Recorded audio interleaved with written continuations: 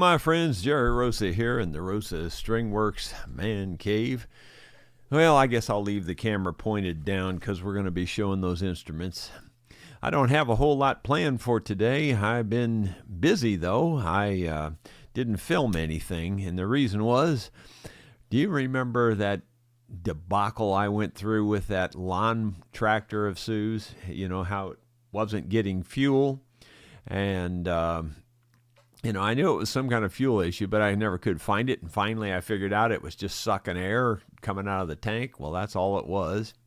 Well, it started doing that again. I'm trying, or at least it had the same symptoms. And so, as soon as you would give it any power at all, it would just die. And it just sounded like it was, it sounded like it was being starved for fuel. So this morning, being a little wiser this time, I really thoroughly checked out all the fuel issues. I didn't find one. I even pressure tested all the fuel lines. There's like 4 different little short fuel segments, fuel line segments, and I tested every one of them with air and, air pressure and soapy water. Didn't see a leak anywhere. So then I checked the filter thinking, well, maybe the filter's clogged. Changed the filter out. Then I finally just put it straight in line and didn't even have a filter. Didn't change anything. It still wouldn't run. So then I'm thinking, well, that ain't a fuel problem then. It's something else. So then I thought, well, I know these things have lots of issues with valves, valve gap, and I know they have issues. It's a Kawasaki 25 horse. And anyway, so I thought, well, let me do that. So I thought, well, to get it on top dead center, I'll take the spark plugs out. Well, when I took the spark plugs out, I thought, well, boy, those spark plug gaps look awful small. And I'm, can just pretty much look at a spark plug and know whether it's right or not. And I thought, well, those aren't right. Those are way too narrow. So anyway, sure enough, I looked it up, and they were set at about 20, and they should have been 28. So I opened them up to 28. But then I thought, well, while I got, the plugs out and everything, I went ahead and set it at top dead center on the first cylinder, pulled the valve cover off, and sure enough, the valves were gapped too wide. They were, it's supposed to be 4 to 6 thousandths, and they were definitely over 6 thousandths. I don't know exactly what they were. I didn't care. I just know they were too big. So I gapped them down to 5 thousandths on that one side. Then I went to the other side and did the same thing, and sure enough, that spark plug was too narrow also, and the valves were too wide. So the plug gap was too close, and the valve gap was too wide. So anyway, once I got all that set and put back together, it runs like a top. Maybe that's the best it's run forever. It really does runs right on the money now. So she'll be glad to have that fixed when she gets back. Oh my gosh. Can't win for losing sometimes. Well, I also had a brand new fuel pump, and I put the new Kawasaki fuel pump on there as I was trying to figure out if it was a fuel issue. And the fuel pump didn't change anything either. It was the old fuel pump worked the same, and it had the same problem with either fuel pump. So anyway, so that's my story for this morning. I'm sticking to it. But anyway, it is working. And again, people say, you just need a new lawnmower. Well, it's perfectly in this. I went ahead and brought all 7 electric instruments in here. And I don't know what they are. I haven't opened the cases. Just based on the size of the cases, at least 1 or 2 look like probably a bass. And I would say most of the rest of them are probably 2 basses and probably 5 guitars, I guess. I say electric bass guitar, obviously. But anyway, I'm just going to take them in order here, and let's see what we get.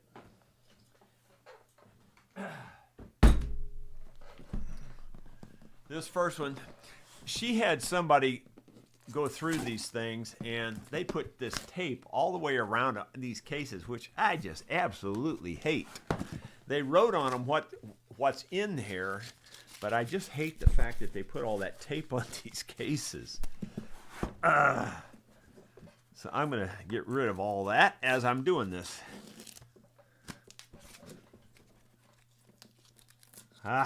Wouldn't you know? It has to be complicated. All tape does on something like this is just make a mess. It'll just leave a sticky residue and just make a mess. So if you're ever doing anything with instruments, don't do stuff like that. Find a tag that you can attach to the handle or something with a wire or a string or something like that. Don't put tape on them. Okay, so here we go. This is what the case looks like. This case the handle is broken right there, or at least it appears to be broken. I guess it is. Yeah, I would say it is. Anyway, let's open it up, see what it is. I think it said Electra on this.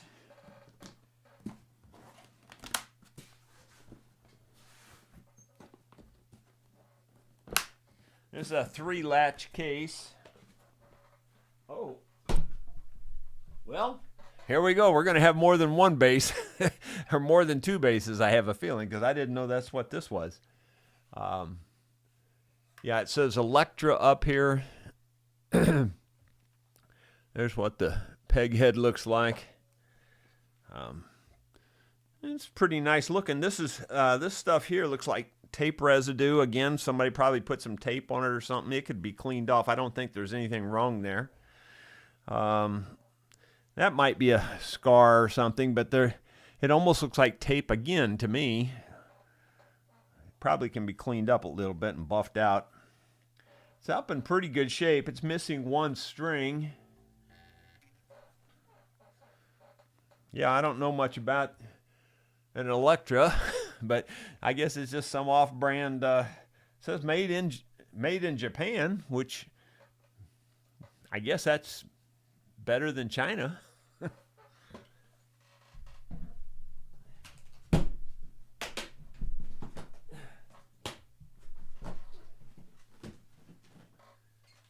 So there you go. That's number 1. That's the first time I've seen it. Every one of these cases has this dang tape on it. Doggone it. I wish it didn't. This is a big one here. I figure this one must be a bass. Great big case.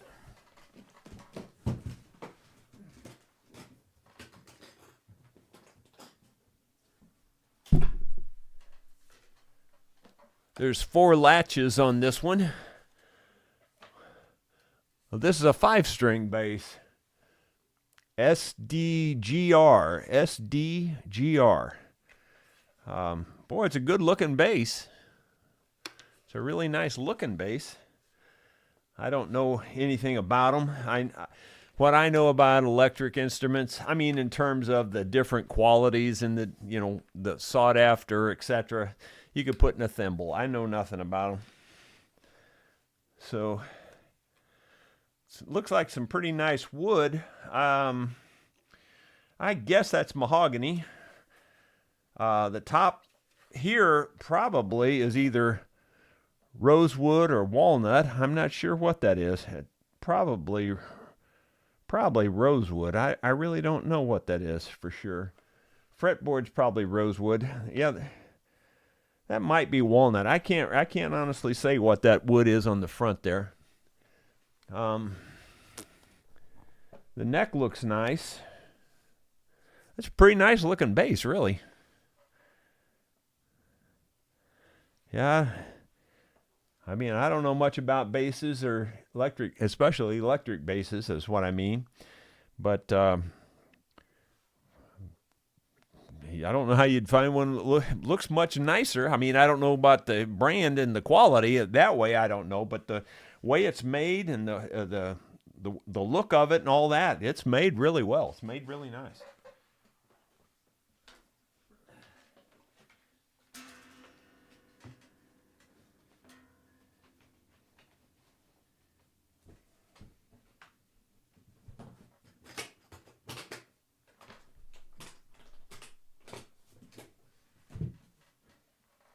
I'll have to Google it to see what the values are on these because I have no idea at all.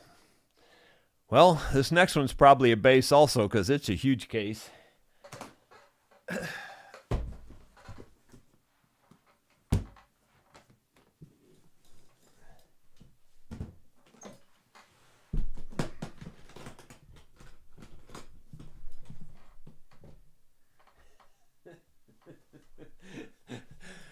Well, that shows how much I know. It's an electric it's an electric guitar.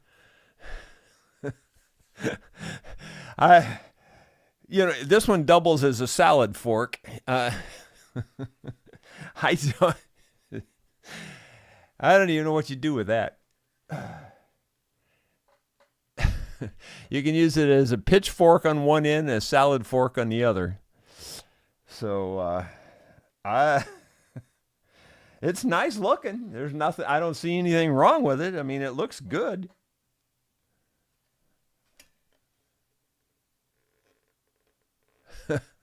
I just don't picture Richard Brown having these things like this because he uses as country gets.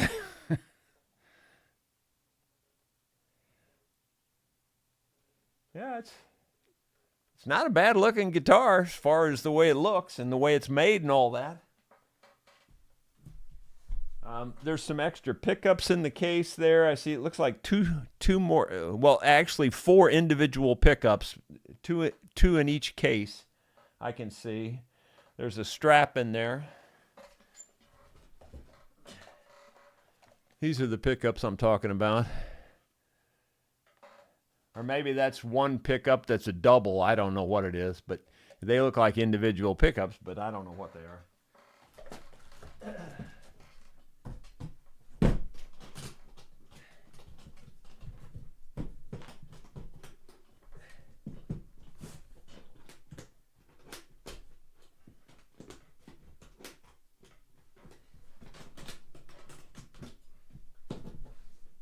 Okay. So that wasn't a bass. I really thought that was. This next one, I think, might be the old Gibson. Might be. Yeah, I think it is. This one says Gibson ES on the label. It says Gibson ES 120 or 120T. Yeah, Gibson ES 120T is what it says. Again, you couldn't prove it by me. I wouldn't know.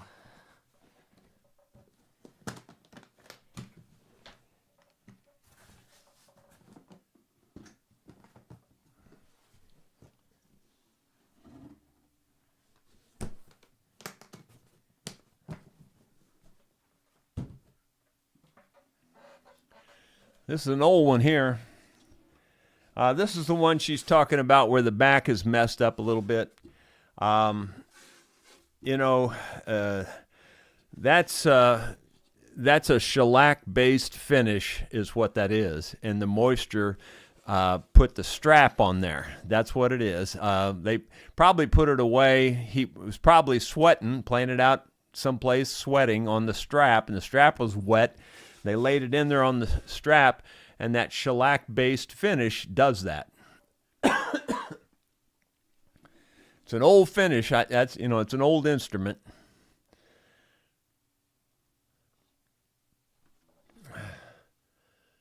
That's an old vintage guitar there. I don't know what the age of it is, but if just me guessing, I'm guessing 50s, 60s, somewhere in there.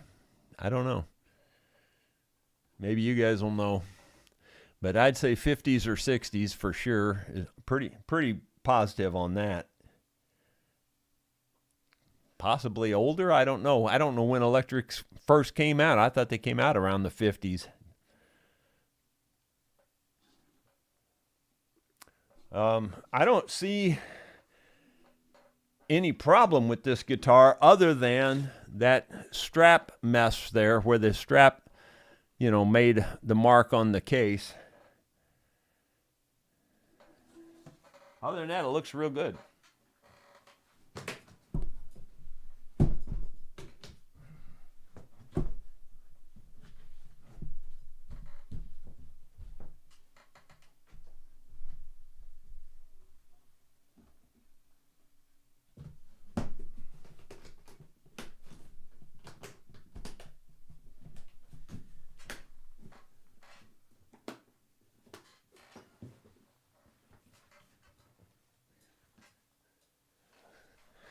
Well, let's see. We got 3 more. I've quit guessing. I have no idea what this is. I don't know if it's going to be a bass or a guitar. I have no idea. Might be a real long mandolin.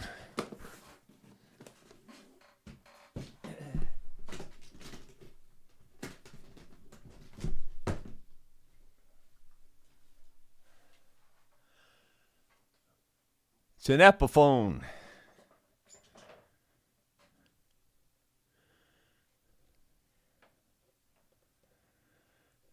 It's a pretty old one, I can tell.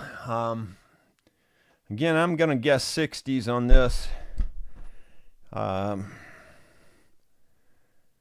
Maybe 70s, but I'm going to guess 60s on this. I think it probably had a vibratone bar here or something. I don't know if it's in the case or not. No, there's nothing in the case. So it just is as it is. It's only got 3 strings on it right now, and they're not in the right places, so. But otherwise, it looks, you tell it's older. But overall, it looks like it's in pretty good shape.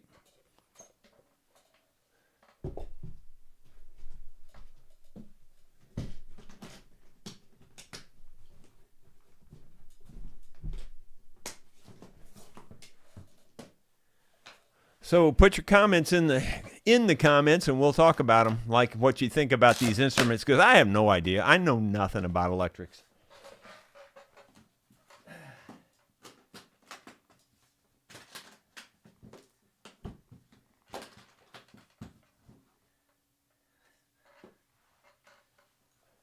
Get ready for this one. You might want to put some sunglasses on or something, or maybe, if you're one of those people that you look at a pattern and it makes you ill or sick, you might want to look away.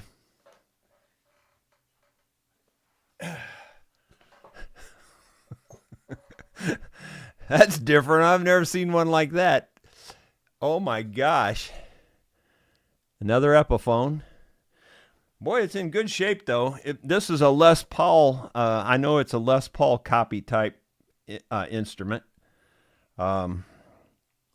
Boy, it's really in nice shape though. I mean, it looks weird.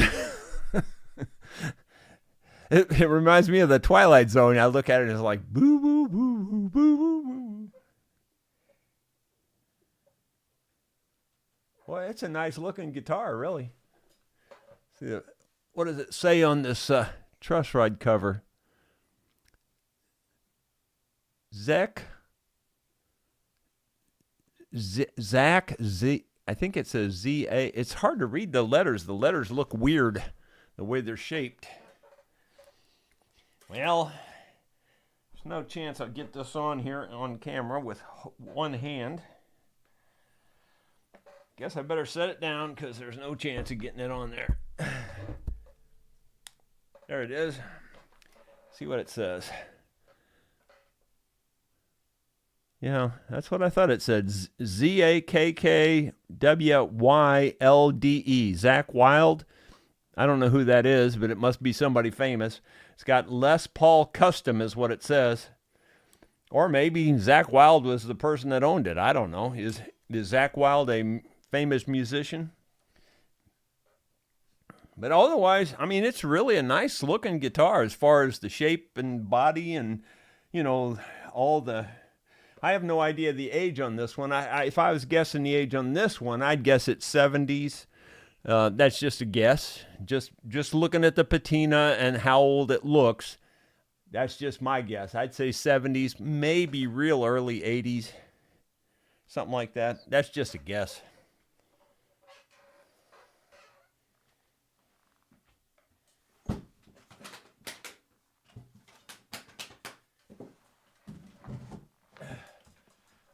One last one here.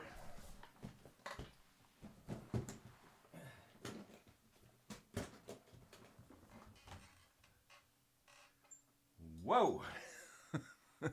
Better get ready. For sure you want sunglasses on this one.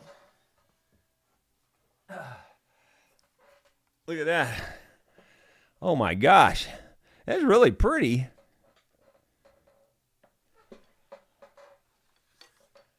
It says Dean, D-E-A-N, MAB1, it says up there, MAB1.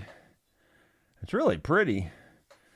I would pretty much say that's just about, I mean, I can tell it's used, but it's not very used. It's pretty darn nice shape. Really very good shape. I'm actually surprised at the quality of most of the instruments. Most of them are really good. I was expecting him to just pick up junk at auctions is what I was expecting. I didn't. No.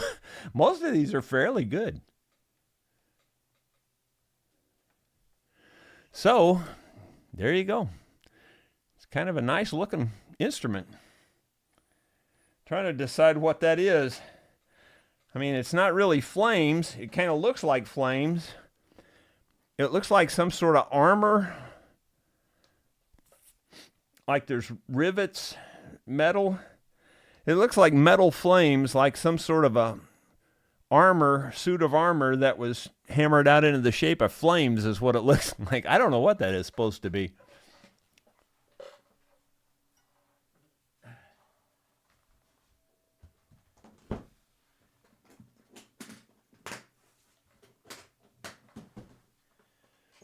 Well, there you have it, friends and neighbors. That's everything that I brought on the first trip. That's just the first trip's worth of instruments. There's going to be another trip that's going to have every bit as many instruments as what you've seen so far. Probably more, actually. And possibly record albums, which I'm not really looking too forward to. But anyway, that's just the way it is. Let's go into the comments and see what's going on. Brian Byler was the first one in. Joe Nigan.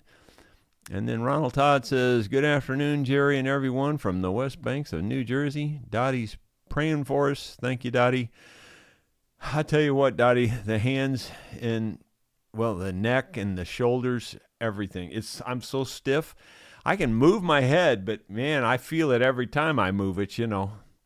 It's not good. It's not good. And praying for the country, well, thank you. And James Copy says, Irish songs I usually are my thing. Yep. Well, that's good. I know very little about the Irish songs. Dottie Hildebrand, I really enjoyed the play along last night, Jerry. You really are better than you give yourself credit for. Well, thank you. I just do what I do. I'm not very good, but I am very loud. I'm very loud. Bill Mumbo, I always tell my students, if you screw up, just play louder. Bill Mumbo, hiya folks, just listen to the Chapman's version of the Bee Gees song, You Don't Know What It's Like. Beautiful, the mandolin sounds like tinkling rain on the intro. Well, he's a very good mandolin player, that's for sure. He is absolutely heads and tails and circles around me. I couldn't even, I'm not even in the same church, let alone the same pew with him in terms of playing the mandolin. Bill Mumbo, wonder if Jerry looked up Carolyn Hester's version of, nope, I didn't. Let's see, David Thorpe, how to tell you're an adult. You gain 30 pounds overnight. You'd rather sleep than go out. Everything hurts. Comfort comes before style. College students look like the letter 12 years old. Again, it's the reading thing for me. I don't even know what I started reading when I started the paragraph. It's bad.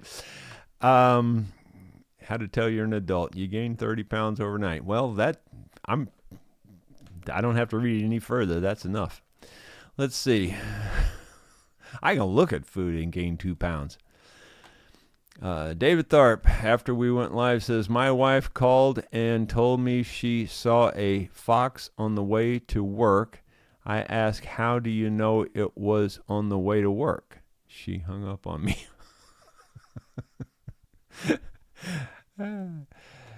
See, she's pretty smart. She just hangs up on you because she knows better. That's funny. Bill Rhodes. Uh, Julie, I am really glad that you liked that song from Steve Wood. I hope everyone else checks it out also. Gino Hitch, hi Jerry and friends. Cool here in Monroe, Ohio. Mowed grass for the weekend. Those are some good looking instruments. I think they are too. I mean, I was expecting way worse than that. I really was. I was not expecting that quality. Those are pretty good quality. The worst one is that poor Gibson with the finish messed up on the back, and that's probably a fairly valuable instrument. I don't know if I'm going to do anything with that back or not, but I might try. I'll monkey with it a little bit and see if I can improve it. But she wanted me to improve it, so I'm going to see if I can, but I don't know. Let's see. Olive Serlin Hansen, sunburst is the most beautiful. Yeah, well, I do think sunbursts are pretty. Rod Wintler, Jerry, I have an Electra guitar. They are superb instruments made in Japan. Yeah, I've heard of them. I don't know anything about them, but all of these seem like good. I mean, I don't know the brands all that well, but they all seem like they're really well made. I like that one that was with the wood, the wood mahogany back, and then that top board on the front. I don't know what that was. That's a nice guitar. I mean, it's just nicely made, It's really, really a nice looking thing. Rod Wintler, okay, that's what I just read. Let's see, Bill Mumbo, that's a jazz bass copy made in Japan, probably worth good money. Yeah, well, you couldn't prove it by me. I'll have to look all these things up. Obviously, I'll know something about them when I put them in the auction, but I don't know anything about them right now. Bill Mumbo, that's a Dean Flying V. Good money again. Yeah, well, I don't doubt it. I know that you see those style guitars on a lot of rock bands and stuff, but, for just whatever reason, I didn't expect Richard Brown to have have instruments that look like that. Ronald Todd, Jerry, it's a Dean Flying V. Well, you can call it that if you want to, but to me, it's a pitchfork or a salad fork, either one. Simon Jardine, that's a Dean V guitar, and other Deans were the favored instruments of quite a few famous heavy metal players. Well, I definitely have seen them on stage with a lot of rock-type bands, so, I mean, I've seen the look. I don't know nothing about the brand or anything. Let's see. And moving down, Bill Mumbo says, that Gibson ES is gorgeous, and I couldn't afford it. The pickup is unusual. Okay. Got me. Ronald Todd, I don't think I've ever seen a pick guard as thick as that Gibson. Well, I'd have to look at it again. But Gibsons were pretty notorious for things like that, big, thick pick guards and stuff. I've seen some on acoustic guitars that stood up, not a quarter inch, but they stood up pretty doggone tall. Probably close to 3/16, or for sure an eighth. Let's see.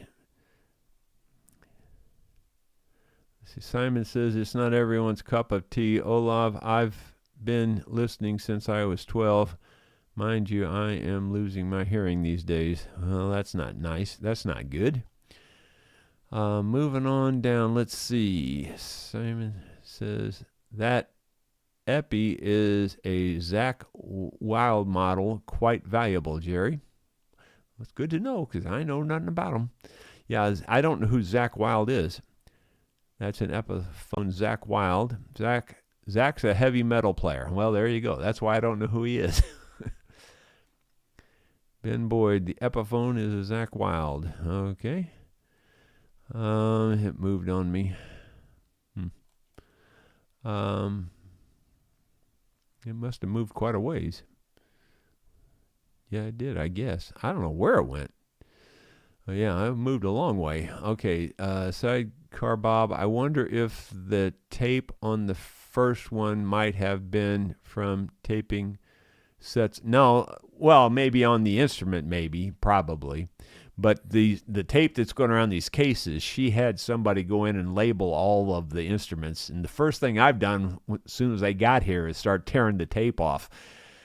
Yeah, that's not a good thing to do to your instruments on your cases or anything. Do not do things like that. It's just not good. All it does is create problems. Paul Akers, check those pickups. If they are Seymour Duncan, you might want to sell them separately. Yeah, I do know about Seymour Duncan pickups. I don't know by looking at them if that's what they were, but they could be. Simon Jardine, Zach Wilde played with Ozzy Osbourne. Jerry, that'll tell you something about his musical style or his music style. Yeah, well, I was expecting that type of guitar to be played with that type of guy, you know. Bo Newton Horn says Zach Wilde is a rock guitarist, probably late 90s or 2000s. Bill Rhodes, Jerry, I'm sorry about the Julie. Okay. I don't know what that means. Let's see. Bill Rhodes, it's my phone. Okay. Wavy Gravy, used Zach's are going for around $1,000. Okay.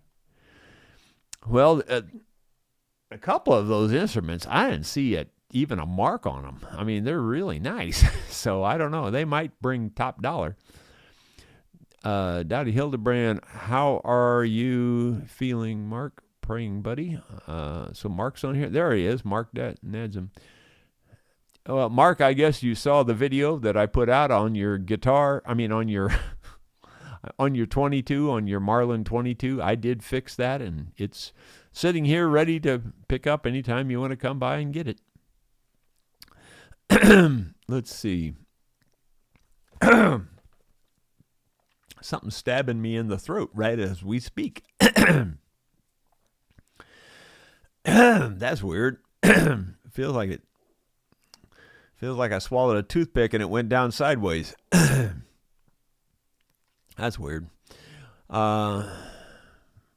Moving on down. Ben Boyd, Simon, the Zach Wilde Bullseye isn't that expensive, like 1,000 or so in good condition. So the Bullseye one was a Zach Wilde also? Or was that the one that was a Zach Wilde? I guess it was. I can't remember. It all goes in one ear and out the other with me. Bill Mumbo, it's a Dean Superstar, Jerry. Value depends where they were made. The Zach Wilde is fairly new. Okay. Yeah, well, that Bullseye guitar did look newer to me. But most of those looked like they were 60s, 70s, you know. A couple of them. That solid wood one didn't look that old. Old Hickory says, Jerry, if you download the Google app and put a picture of the guitar into it, it will give you information about the guitar. Yeah, I do know you can take a search on images with Google. It scrolled on me again. I don't know where it went that time. I'm afraid I'm going to miss a bunch of people because I don't know where it went. Okay. Old Hickory says, Jerry, download, okay, that's the one. Okay, now I'm just trying to scroll it up here without it leaving the whole page. Mark Nadzim says, Jerry, loved the video of the Martin Golden 39A you made the Bullseye for. Yolanda and I will make our way there soon. I knew you were the man for the job. Well, I'm glad you like it. It turned out fine, I think. I went and looked at my Marlin 3030 and more or less just copied the button that was in that one. Gordon Bartlett, the Gibson ES150 could be very valuable depending on the serial number. Older ones sell in the 30,000 range. The one shown looks to be newer. Well, that one ain't new. That one ain't very new, I can tell you that. It's pretty old. It's, I'm going to say for sure, 50s. I almost bet on it. It could be 60s, but I'd bet 50s on that one. If I had to just make a flat out bet, I'd say 50s. Mark Nadsum, in fact, I posted the video on the Marlin Forum website, and they loved it as well. Thank you very much. Well, you're welcome. Hope you're feeling good. I hope your test went well. He says the chemo drug is beating him up. Yeah, boy, I tell you, Sue was highly allergic to the chemo. I've told that story before where she was the sickest I've ever seen anybody and still survived. I've never seen anybody that sick that lived. I expected for sure she would die that night, and she pulled through. I don't know how she did it, but she did. The chemo just almost killed her. I mean, it was bad. She just took one chemo treatment, and she got so sick. I've never seen anybody that sick. I mean, she vomited for 12 hours straight, and I mean like every few minutes. And same way with the diarrhea, every few minutes for like 12 hours straight. It was just horrible.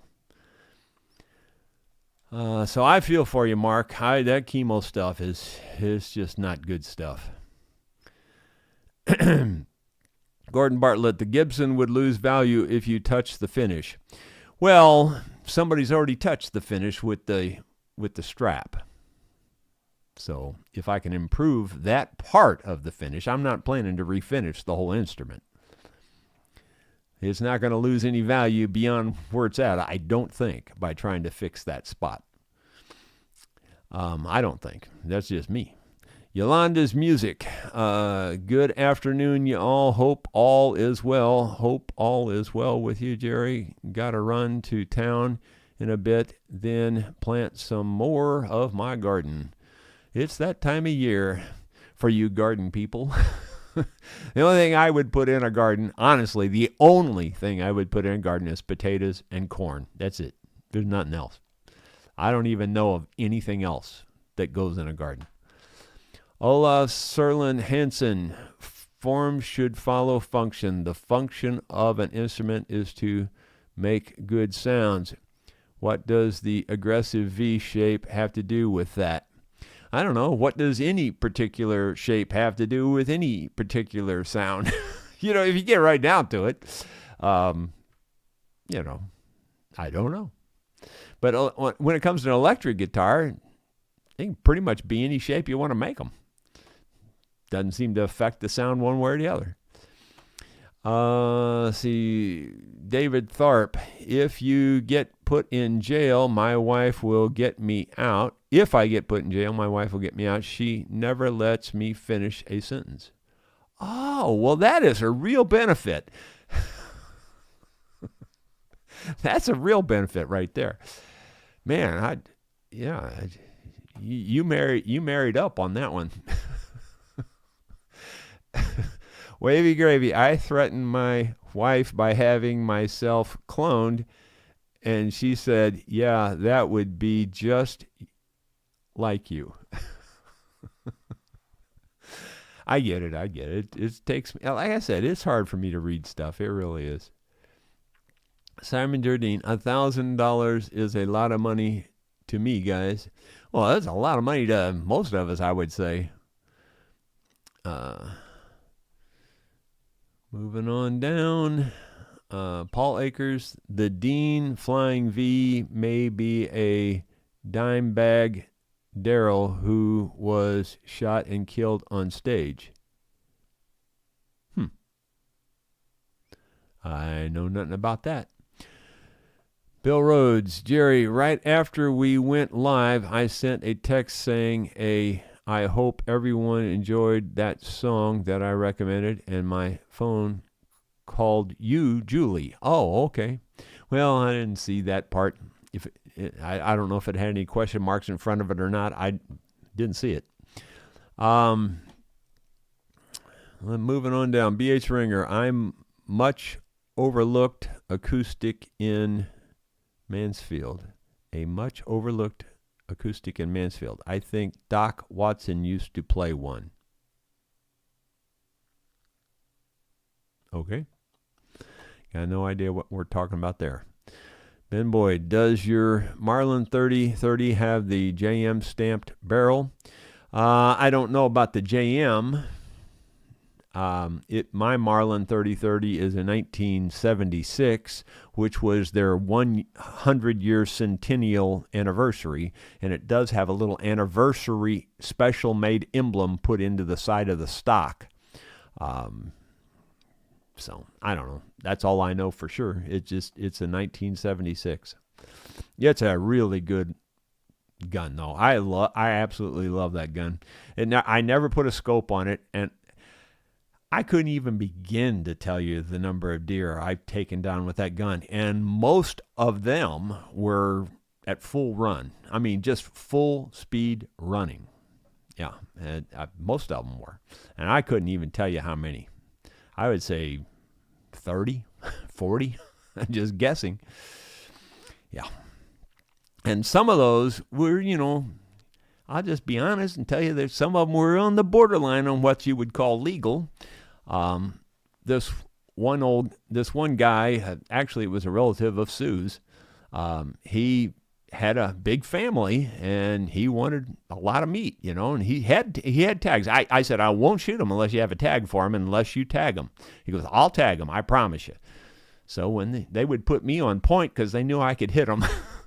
So then they would make a drive and they would run out, And my best story was the one time 3 deer ran out and I couldn't see anybody. I mean, they were a long way away, the guys that were doing the drive. He goes, when he comes over the hill, he sees the one deer laying out in the field, and he says, well, there were 3 deer. How come you only shot 1? I said, I did. I shot all 3. He goes, well, you only shot 3 times. I said, well, there was only 3 deer. And then he comes on down the hill looking, and he sees them down there in the bottom. But anyway, that's just a side story. But that 30-30 was just the gun, man. I'm seriously telling you that they did it right when they made that thing. Paul Akers, the Dean Flying V, maybe Dimebag Darrell, who shot. Okay, I've lost my place.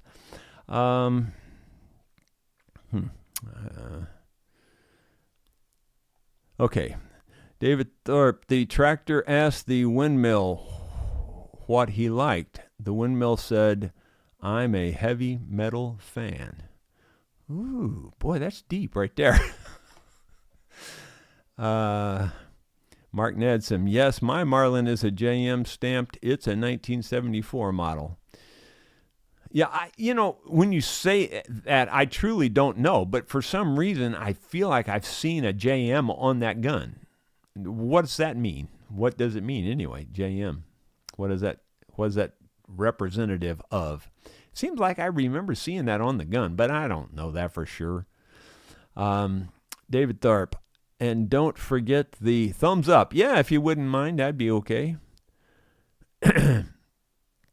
So, yeah, I know Mark said he collected Marlins. So, Mark, tell me what the JM means. Jerry, want to sell that Marlin 3030?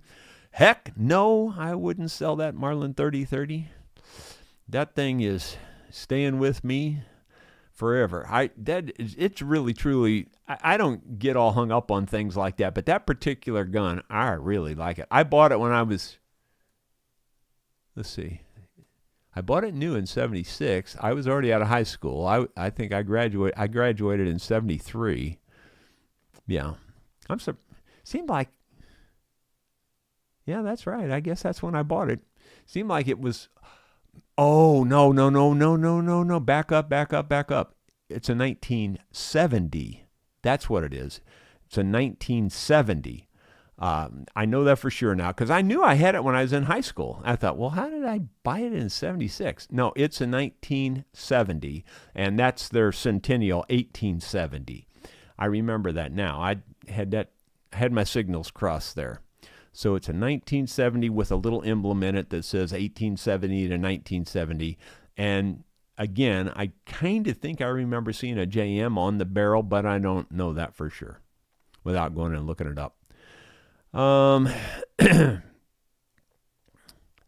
Let's see. Ben Boyd, your 3030 is definitely JM stamped anniversary edition 2. Has only been going up in value since it was manufactured. Yeah, I'm sure the one I have now would be worth a few bucks, I would think, because of the anniversary edition. It's just, for, if no other reason. But it's a really well-made gun. I mean, right after that, it wasn't long after that, they seemed to cheapen them down. They, like everything did that. Instruments, everything. Through the 70s, 80s, that, they started dumbing down everything. It didn't matter what it was. But that gun, it was still made at, in my opinion, at high quality, high standards, Let's see. Okay. Simon Jardine, Jerry, I know I could Google, but for us in the UK, could you explain the tag on the deer? I've no idea what you mean. Well, you have to have a license to hunt deer in Missouri. Well, in most states of the United States. If deer hunting is allowed, generally speaking, you have to buy what they refer to as a deer tag. Now, back in the old days, for the most part, it was just one tag per person. These days, because there's so few hunters and there's so many deer, lots of hunters can have 5 or 6, 7, 8, 10 tags. It depends on where you're at, what county you're in, even in Missouri, for instance. And there's a lot of rules, and like whether you're a farmer or not and things like that. There's all kinds of reasons you can have more than one tag now. But back in the old days, you had to have one tag per person. Well, they were farmers, and so each one of them qualified for a tag. And, I knew he wasn't buying tags. I knew that, but I insisted that he tag the deer, to account for them, because that was part of the conservation thing. By tagging them, the conservation keeps a track of how many deer were killed, etc. So, even though I was, I'm on the edge there of whether that's legal or not, and it's not. I mean, I know it's not, but I'm also trying to help out somebody who's trying to feed a big family. I'll stretch it a little bit in a case like that. But anyway, that's what the tag amounts to. It's just that it's a registration, if you will, or you have to purchase the right to harvest a deer. Unless you're a farmer, and if you're a farmer, and you have a certain amount of ground, you get, a number of tags to use on your farm. You can't go off into another place and use the tags. You have to use them on your farm. Let's see.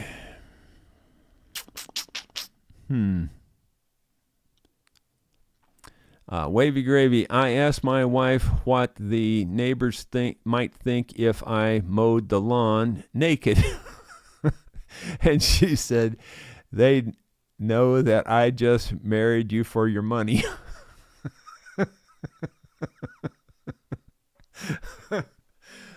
Oh, that's a funny one there. That is funny. Mark says the JM is stamped on the barrel for John Marlin. Well, I just had a feeling that's what you were going to tell me. I figured it was some J. Martin, like a Jim Martin or John Martin. I didn't know what his name was, or Marlin, I mean, not Martin. But anyway, yeah, I had a feeling it was something like that. Ben Boyd, you have any Mark? Do you have any Winchester 1894s?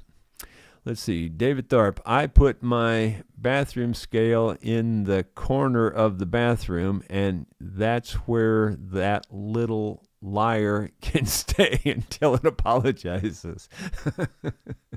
I've kind of got mine relegated over against the wall, too. Ben Boyd, Yours is before Marlin cheapened their product, hence the JM commanding more money. Oh, okay. Well, I absolutely know for sure, when just because I remember seeing a lot of people that bought Marlins after I did, and I look at their gun and I go, I don't say nothing to them, but I'm going, boy, that's not as nice as mine. It's the same gun, quote unquote, but it's not as nice as mine. They changed lots of things on them, Mine, I really like my gun. It's a nice one.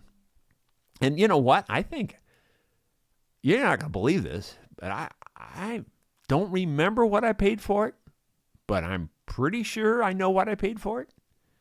I'm pretty sure it was $75, brand new, in 1970. I'm pretty sure it was $75. I know I bought my shotgun, my Mossberg full choke shotgun, for $90.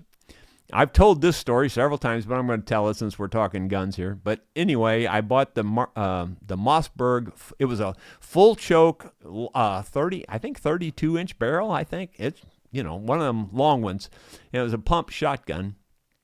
And anyway, I was just on my lunch hour, and Central Hardware, which was the local hardware store, was going out of business, and they were selling out their guns. And so I just said, "How much you want for that Mossberg there?" And he goes, "Oh, we'll take $95." And I said, "Absolutely." So I bought it. So, that was quite a bit later than the Marlin. I mean, this was probably in the 80s is probably when I bought that.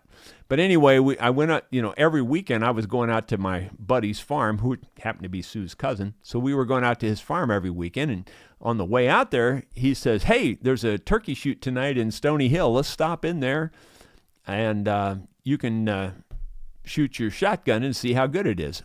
So so I said, okay. So, it took 3-inch magnums, I think, but they provide the shell at the turkey shoot, so everybody has the same chance, So anyway, I get up to the turkey shoot, and when they're called, for those people who don't get this stuff and don't know about this, they're called turkey shoots, but often they're not giving away turkeys. When they say turkey shoot, that means that's generally what you win is a turkey. But they often give away different things, like a roast or chickens or something else, So anyway, in this case, they were giving away 2 whole chickens, frozen chickens, for each time you would win first. So I entered 3 times. And the very first shot I made, because it was my very first time I'd ever pulled the trigger on this gun, the guy that was looking through the binoculars to, look at the target, he yells out a really loud explicative. I don't want to say what he said, but he was like, "GD." Says, "You tore that thing up." So he screams it out like that, And so sure enough, I won that round. Well, I shot 2 more rounds, and I won those 2 rounds also. So I won 6 chickens that night with my gun, and first time I'd ever shot it in my life, and never had pulled the trigger on it, So anyway, so I was undefeated in my 3 rounds. Well, several years later, Sue remembered that, and she was working at the ballpark for JR. JR was little, and he was in Little League. And he was, so she was doing the parent duty there. And anyway, she calls me up and she says, "You got to come down here and bring your shotgun." I go, "Why?" She goes, "They're having a turkey shoot here, and I told everybody you'd win."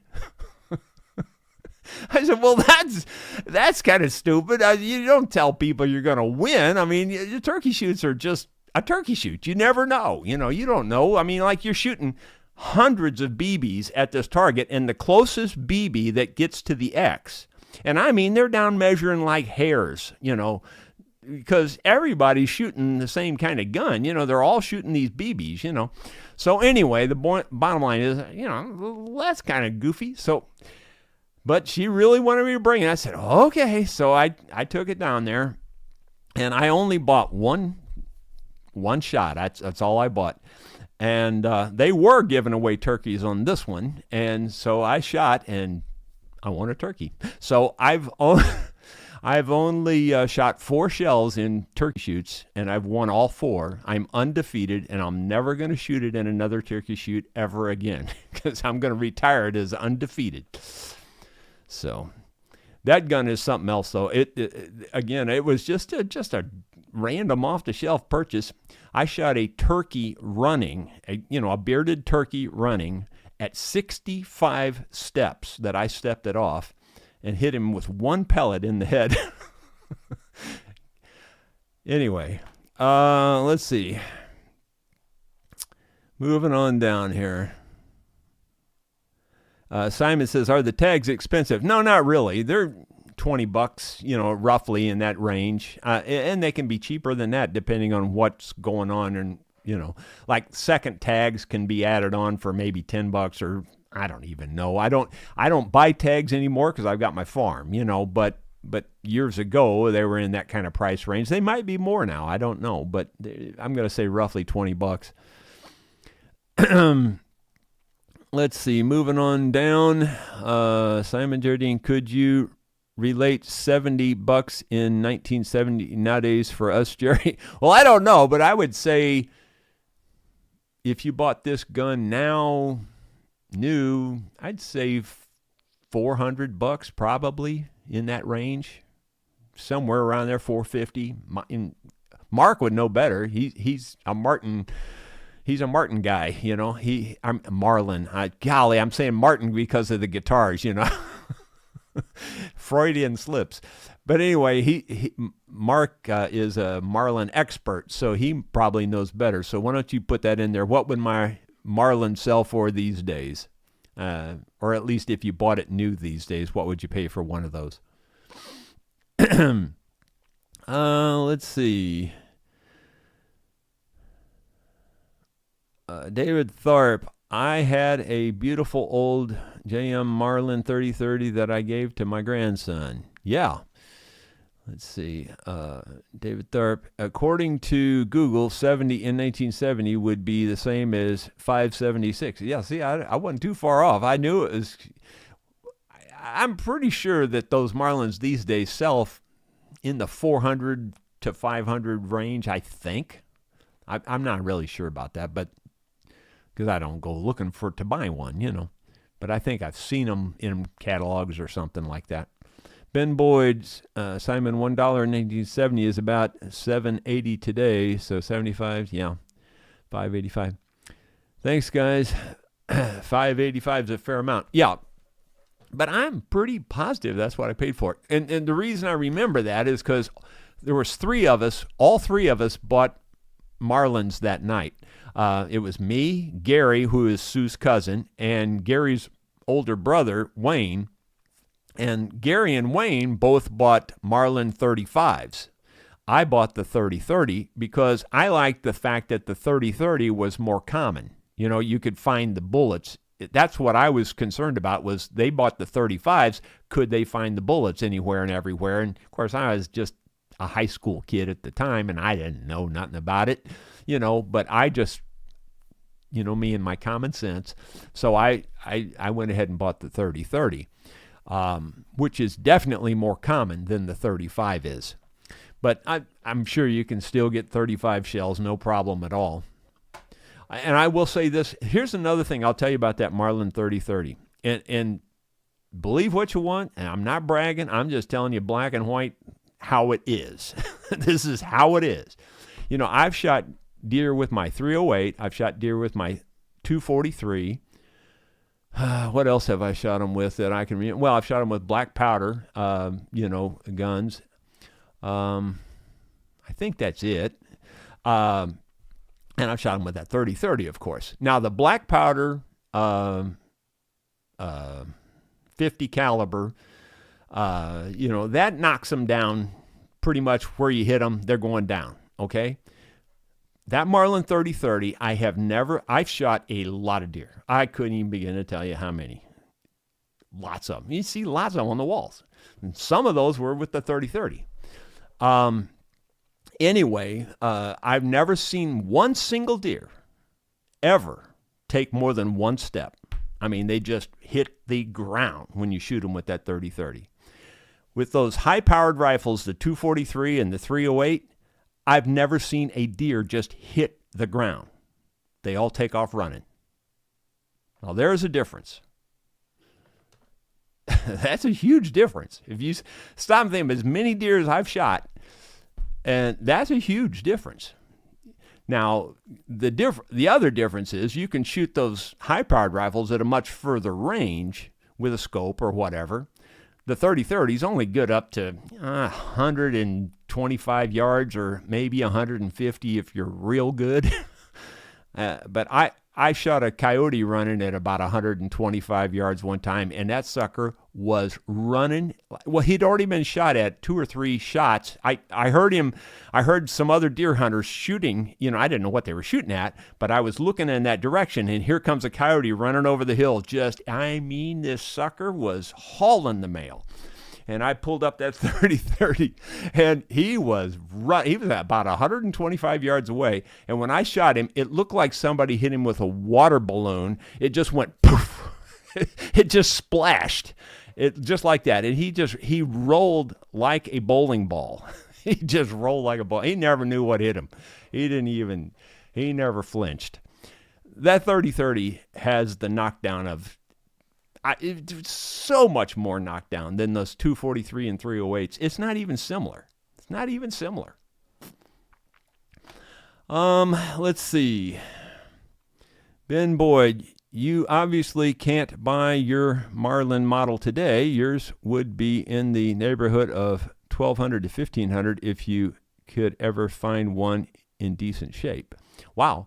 Yeah, I don't know what it's worth. I've never thought about selling it. I would never sell it. I love that gun. I mean, I absolutely think it's my favorite gun I've ever owned. And I don't ever shoot it anymore. That's what's weird. I do shoot the 243 and the 308. But here we've got these big fields that, way out there, and you couldn't shoot the Marlin that far. But when I'm in the brush, or if somebody says, hey, we're going to make a drive and we want you to walk through the brush, or they want me to sit and shoot the deer that are running, if they're running, I'd rather have that Marlin because I can get on them and knock them down with that. Where the scopes are harder to find a running deer. I mean, you can do it, and I have done it, but it's harder with a scope. Open sights, you can get right on them. So that's just me. Wavy Gravy, I shot a coyote in my pajamas. I know where this is going already. Early one morning, how he got in my pajamas, I knew that's where that was going. I knew that's what it was going to say. Yeah. I've actually shot coyotes in my pajamas too, and for real. Like before I moved into the man cave here, we were sitting outside here in the great room. There's a real big room over there, and it's got windows on 2 sides of the great room, and you could see coyotes coming out, like they'll come down the hill and come out in the backyard. And more than once, I've seen coyotes come out like that.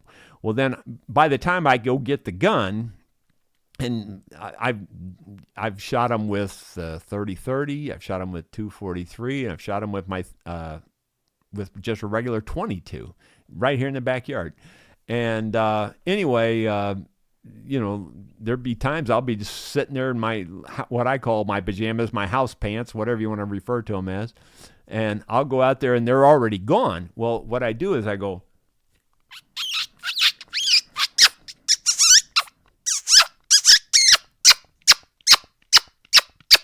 and you'll see them, you can hear them up there stop, and then they'll turn around and you can hear them trotting back down the hill because they think that's a mouse or a squirrel or something. And I shot 3 of them that way, at least 3 that way, maybe more. I can remember 3. But anyway, let's see. Dennis Clark, you would think that all the years you worked on guitars that you would know more about electrics. I never worked on electrics. So how do you know about them if you don't work on them? I never worked on them. I mean, like I had over 40 years, I probably had 10 electric guitars in my shop. I had thousands of acoustic guitars in my shop.